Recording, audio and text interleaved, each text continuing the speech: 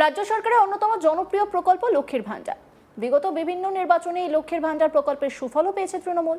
অন্যদিকে ক্ষমতায় এলে মহিলাদের মাসে ৩,০০০ টাকা করে দেওয়া হবে বলে ঘোষণা করেছে বিজেপিও। তবে এবার এক অন্য ধরনের ঘটনা নজরে এলো, যে ঘটনা ফের উস্কে দিল সেটিং তত্ত্বকে। হুগলির চন্দ্রনগর কর্পোরেশনের ১ নম্বর ওয়ার্ডের চড়কতলা এলাকায় বাড়ি বাড়ি প্রচার সারছেন সিপিআইএম প্রার্থী মনীষ পণ্ডা।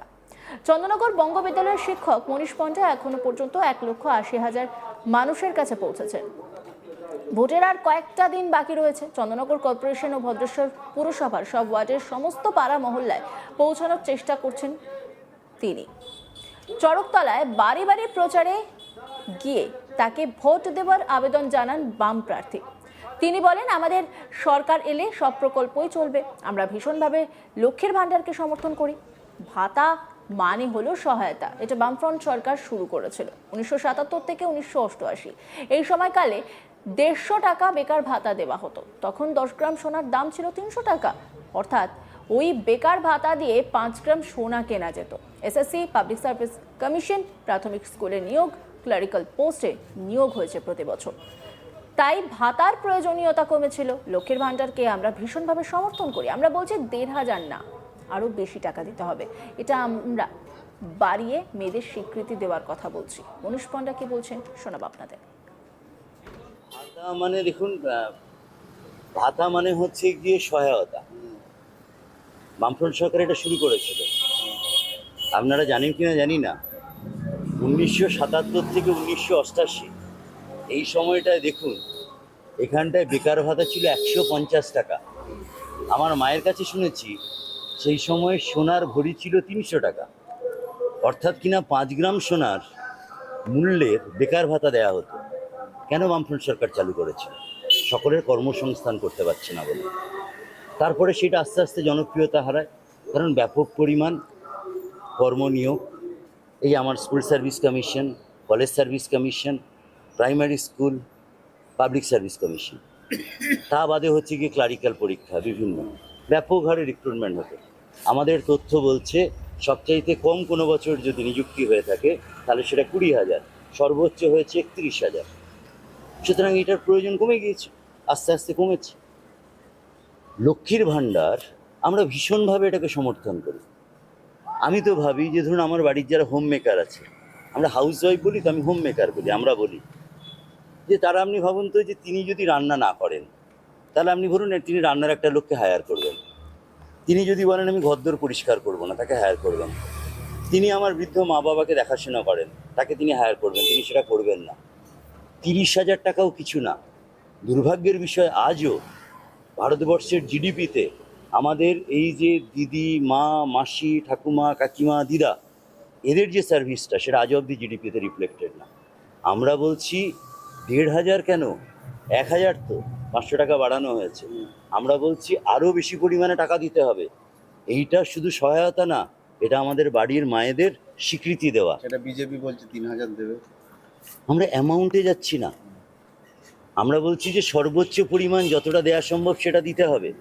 আমরা এমন একটা সমাজের স্বপ্ন দেখছি যখন সেই মাই, আচ্ছা আমার বাড়িতে বা আপনাদের বাড়িতেও হবে, আমার বাড়িতে আমার মা বাবা দুজনে চাকরি করতেন, মাইনেটা দিতেন কিন্তু ঠাকুমার কাছে, ঠাকুমার সংসার চালাতেন। আমার ঠাকুমার লক্ষ্মীর ভাণ্ডারের প্রয়োজন হয়নি। তাই আমার বাড়িতে বা আমার ঠাকুমাকে কখনো মনে হয়নি মানে আমাকে সাইকেল কিনে দেবে কিনা, সেটা আমার মা বলছে যে মা বাবুর একটা সাইকেল লাগবে। সেই জায়গাতে ছিল। আমরা তো সবাই পারিবারিক কাঠামো দেখেছি, তাদের লক্ষ্মীর ভাণ্ডার লাগবে না। কাজে বাড়িতে বাড়িতে কর্মসংস্থান, সেইটাই মায়েরা চান। মারা চান না যে সামান্য কিছু টাকা পেয়ে আমি খুশি থাকবো। মায়েরা অনেক বেশি চান যে সাধারণের শিক্ষা বাঁচবে, সাধারণের স্বাস্থ্য বাঁচবে, এবং হচ্ছে গিয়ে আমার তখন এই অর্থনৈতিক সহযোগিতার প্রয়োজন হবে না। আপনাদের সরকার এলে লক্ষ্মীর ভাণ্ডার চলবে? সব কটা প্রকল্প চলবে। আমরা তো বলছি যে আমরা এটা ভেতর থেকে চাই, এবং আমরা সেটা ভাববো। এই যে সার্ভিস, আপনারা ভাবুন, এটা আপনারা বলুন যে আমাদের বাড়ির হোম মেকাররা, এই জন্য আমরা বলি হোম মেকার, তারা বাড়ি তৈরি করেন। বাড়ি যখন তৈরি হয় সেটা হাউস, যখন আমরা সেটাকে আমাদের আবেগের দিয়ে জড়িয়ে নিই সেটা হয়ে যায় হোম। সেইটাকে তৈরি করেন হচ্ছে গিয়ে বাড়ির লোকেরা, সেই মহিলারা। তাদেরকে, তাদের সার্ভিসটা আসছে না। আমরা অন্তত এইটুকু স্বীকার করি যে মাসে তাদের খুব কম করে 30,000 থেকে 50,000 প্রাপ্য। আমার ক্ষমতা নেই, দিতে পারছি না। ইন্দ্রনীল সেন বলছে যে লড়াইটা এখানে সিপিএম মানে আপনার সাথে, বিজেপির সাথে নয়। আপনি ঠিক বলেছেন, লড়াইটা বামফ্রন্টের সাথে, তার কারণ হচ্ছে লড়াইটা তো নীতিগত। এই প্রসঙ্গে চন্দ্রনগর পৌর নিগমের ডেপুটি মেয়র মান্না আগরওয়াল বলেন, মমতা ব্যানার্জির প্রকল্পকে বুদ্ধিমান লোকেদের সমর্থন করতেই হবে, কারণ মমতা ব্যানার্জির সব প্রকল্প সাধারণ মানুষের উপকারের জন্য। লক্ষ্যের ভান্ডার প্রথমে 500 টাকা ছিল, এখন সেটা বেড়ে 1500 টাকা এবং তফসিলি মানুষদের জন্য 1700 টাকা করা হয়েছে। এতে প্রচুর মানুষ উপকৃত হয়। মুন্না আগরওয়াল কি বলছেন শোনাবো আপনাদের। হ্যাঁ, লক্ষ্মী ভাণ্ডারকে সমর্থন না করার বিষয় নয়। বিষয় হচ্ছে মমতা বন্দ্যোপাধ্যায় করোনাকালে উপলব্ধি করেছিলেন যে মহিলাদের লক্ষ্মী ভাণ্ডার দেওয়ার কথা। মমতা বন্দ্যোপাধ্যায় 3বার মুখ্যমন্ত্রী হয়েছে, লক্ষ্মী ভাণ্ডার ছিল না। 21 সাল অবধি লক্ষ্মী ভাণ্ডার ছিল না এবং 21 সালের পর নির্বাচন মিটে যাওয়ার পর ওই লক্ষ্মী ভাণ্ডার বাংলায় চালু করেন এবং এই 5 বছরে 3বার 500 থেকে 1000, 1000 থেকে 1500 উনি করেছেন এবং লাস্ট তফসিলি জাতির জন্য 1700 টাকা। পর্যায়ক্রমে বাড়ানো তো হচ্ছেই।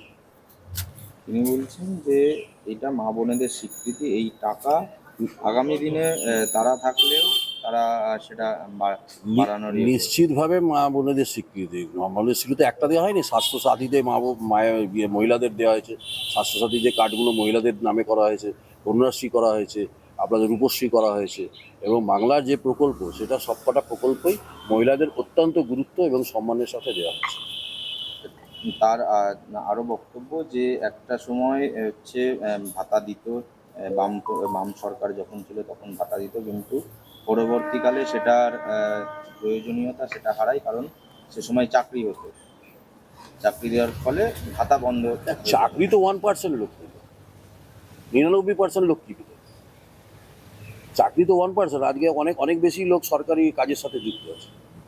বাংলায় এই মুহূর্তে সরকারি কাজে সে ক্যাজুয়ালি হোক, 100 দিনের কাজে হোক কিংবা হোক, অনেক বেশি মানুষ কাজের সাথে যুক্ত আছে। কর্মসংস্থান প্রচুর হয়েছে। আপনি রাস্তাঘাটে এখন একটা ভিখারি দেখতে পান।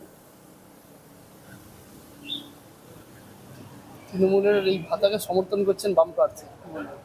না, এটা সবাইকেই সমর্থন করতে হবে, অপশন নেই। মমতা ব্যানার্জি যা যা করেছে, কন্যাশ্রী থেকে আরম্ভ করে, রূপশ্রী থেকে আরম্ভ করে, মমতা বন্দ্যোপাধ্যায় যে 58টা প্রকল্প করেছেন, কোনো যারা রাজনীতি করবে কেউ অস্বীকার করতে পারবে না, অস্বীকার করার জায়গা নেই। কেউ এটা ভিক্ষের দান বলেছিল, এখন সবাই স্বীকার করবে। এটা মমতা ব্যানার্জি, তো ওই জন্য তো মমতা ব্যানার্জি যেটাই করবেন সেটাকে সমর্থন করা ছাড়া সাধারণ যার বুদ্ধি জ্ঞান আছে তারা কেউ অসমর্থন করতে পারবে না। তবে বাম প্রার্থী যেভাবে তৃণমূল সরকারের প্রকল্পকে সমর্থন জানাচ্ছেন, তাতে তলায় তলায় কোনো সেটিং হয়েছে কিনা সেই প্রশ্নও তুলতে শুরু করেছেন অনেকে। আর ইতিমধ্যেই প্রচারে ঝড় তুলেছেন বাম প্রার্থী, তিনি বিভিন্ন জায়গায় প্রচারও করছেন। অন্যান্য খবরের আপডেটের জন্য অবশ্যই নজর রাখুন আজ তাক বাংলার ইউটিউব স্ট্রিমিংয়ে। লাইক, কমেন্ট, শেয়ার এবং সাবস্ক্রাইব করতে ভুলবেন না।